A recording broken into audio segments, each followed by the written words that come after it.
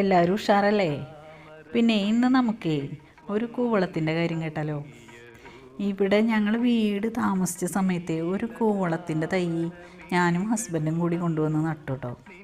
ആൾ കുഴിയെടുത്ത് തന്നിട്ട് എന്നോട് നട്ടോളാൻ പറഞ്ഞു. ഞാൻ നട്ട് കഴിഞ്ഞപ്പോൾ ആൾ ഭയങ്കര ചിരി. അപ്പോൾ എന്താ ചോദിച്ചാൽ പറയണേ, കൂവളത്തൈ നട്ടിട്ട് നശിച്ച് പോയാൽ 100 ജന്മം പാപമുണ്ടാവുമെന്ന്. ഞാനങ്ങനെ മരങ്ങളെ പ്രകൃതിയുടെ ഒരു വരമായിട്ടാണ് കരുതുന്നത് കേട്ടോ. ഇതുവരെ ഇതുപോലത്തെ വിശ്വാസങ്ങൾ എനിക്ക് അറിയില്ല.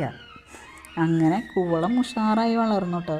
പിന്നീട് ഒരു 6 വർഷം മുമ്പായിരിക്കണം അത് ചില ഭാഗങ്ങൾ ഉണങ്ങി. അപ്പോൾ ഇനി കാറ്റിലെങ്ങാനും വീണാലോ എന്ന് കരുതി മുറിച്ചു. ഞങ്ങളുടെ ഒരു നാട്ടുമ്പുറമാണ് കേട്ടോ.